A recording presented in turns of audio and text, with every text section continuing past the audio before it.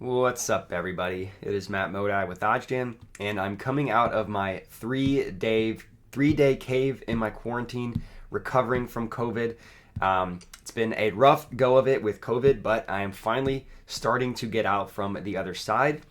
And we have a Game 7 between the Heat versus Celtics, and I wouldn't have been able to forgive myself if I didn't get out a preview for this game. So I apologize for being MIA the past couple days. COVID really kicked me on my ass, but I am recovering, so I'm good to go, and I appreciate all of the support that I got during these couple days.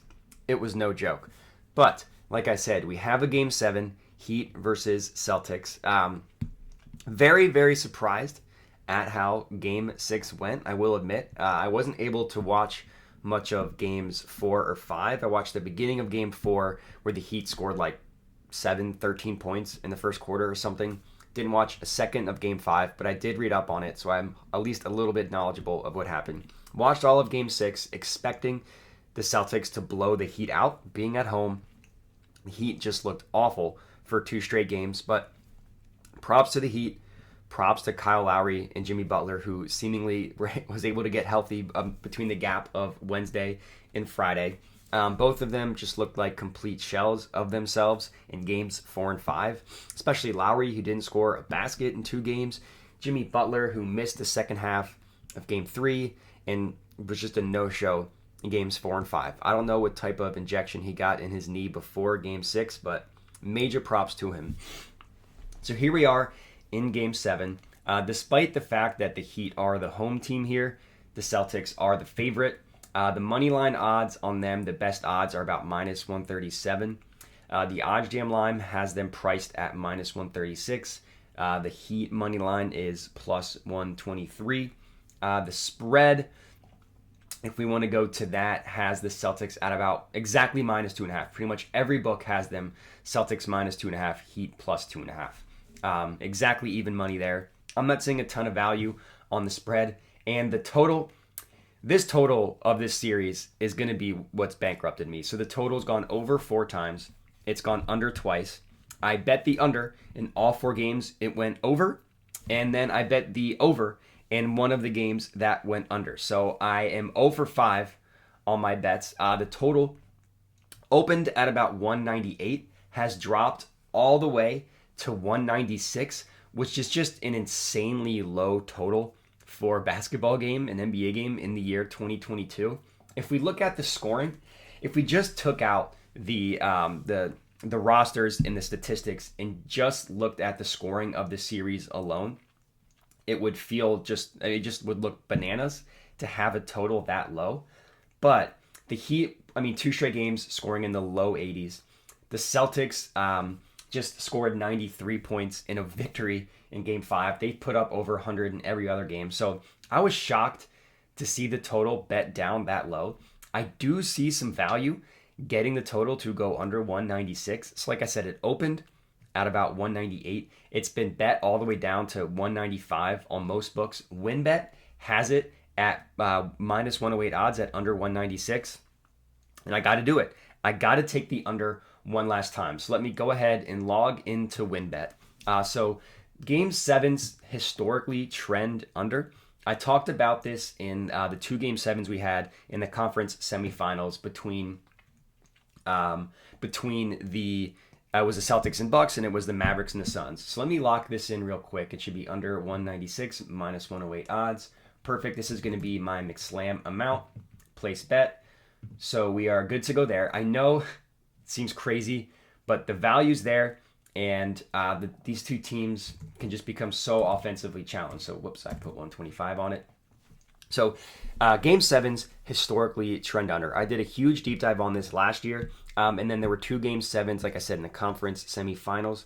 Those games actually went 1-1 in terms of over and the under. The under hit with ease in the Celtics and Bucks game. The under would have hit with ease in the Mavs-Suns game, but it ended up being such a blowout that the bench played pretty much the entire last, 20 minutes of the game. The Suns scored 27 points in the first half, and the total somehow still went over, which just shows how insane the second half was once the game was well over. So I understand the total at 196 is insanely low. I still think it's going under. I just look at these two offenses. Like I said, the Heat went 2 straight games where they looked, I mean, the team was beaten up. Jimmy Butler looked like his knee was bothering him. Kyle Lowry looked like his knee was bothering him. Hero has missed the last 3 games or 2 games. And even if he plays, I can't imagine he's going to be 100%. A groin injury for someone that relies on movement and change of direction and like a herky-jerky nature as much as Hero does, I expect to give him trouble if he does end up playing.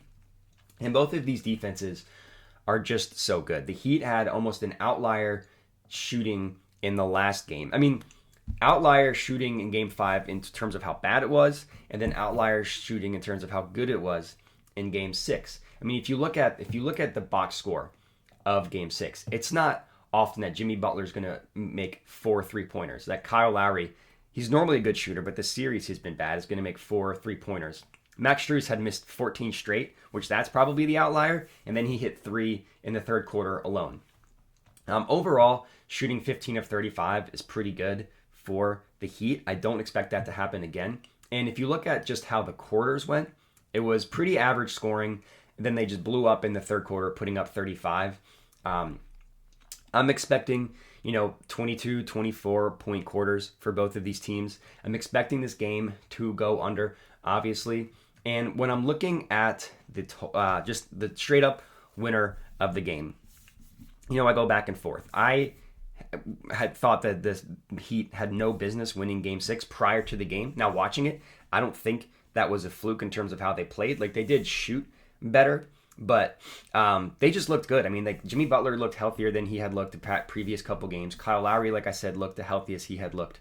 And the Celtics didn't look terrible, but they had a little bit of uncharacteristic turnovers and stuff that you don't necessarily expect to happen on most nights. And the Celtics, they've been the best team in the NBA pretty much since the year 2022.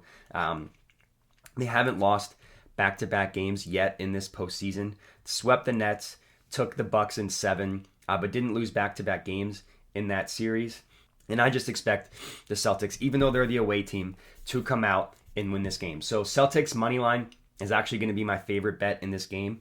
I'm going to take this at minus 137 on Bet Rivers. So I put my McSlam amount on the under. I do want to put more on the Celtics winning straight up. So that way, if the under doesn't hit, but the Celtics win, I still am profitable. So I'm actually going to put a little bit over my McSlam amount. I'm going to put more than I normally put on a bet on the Celtics to win. I'm going to put 200 on this one. Now I'm just going to add it to my bet tracker. So the bet tracker, I added the under to my bet tracker as well. This is something that OddsJam offers for completely free. It's a really helpful tool. It does exactly what it sounds. It tracks all your bets. And all of this information you see on my home screen here, this all comes from your bet tracker. So, total profit, which has just been dwindling for me the past couple weeks. Pending bets, ROI, which again, dwindling the past couple weeks. Percent beating closing line, which is just how often you beat the no vig odds of the OddsJam perfect line. All this info comes from the bet tracker. Like I said, completely free to use. And the number one thing that I haven't mentioned that I love about the bet tracker is that it auto grades your bets for you. So it manually marks your bets as won or lost. So you don't need to it automatically does that. So you don't need to manually go in. So all these pending bets you see here, the OddsJam Bet Tracker will automatically mark those as won or lost for me, which is really nice. So signing up for the Bet Tracker be really beneficial to you as a sports bettor. You really should be tracking your bets. It's the one way to know. It's good to know if you're profitable or not. But for this game, I'm taking the Celtics money line, as you saw, minus 137 on Bet Rivers, and I am taking the total to go under 196, minus 108 on WinBet. I'll add both of those to my tracker. So I've actually done pretty well recently with bets that I've actually been tracking. The past couple days, since I haven't been doing any videos, I haven't had any public plays posted here on YouTube. So the last two have actually done pretty well. I had the Celtics and the Mavs covering their respective games. It was game 4 for the Mavs. This was also game 4 for the Celtics. Player props still haven't been doing great, down a lot overall, hoping to continue. Speaking of player props, I get all of those from the OddsJam Positive EV page. So I have this filtered strictly for basketball. Unfortunately, there's only one play as of right now for player props for this game, so I'm actually going to sit out betting any player props for right now. This Al Horford one is not within range of market width, so I'm going to sit this one out. It's over 40 cents, which is what my limit is for player props. So hopefully, as the day goes on, maybe tomorrow morning, there'll be more player props posted, and I can get some player prop videos or player prop picks posted as well. But for this video, like I said, I'm taking the Celtics money line. I'm taking the game to go under. So if you're tailing these picks, hopefully it's not another situation of COVID brain steering me wrong like it did in Game 6 of this series. Let me know. I would love to hear it. Would love the support. You can hit me up at my Twitter handle that you see on the screen here. You can also comment on the video. Let me know you're tailing that way. Other than that, would appreciate if you could like the video and click that subscribe button on the OddsJam YouTube channel. But that's all I got for you. So thanks for watching and have a good one.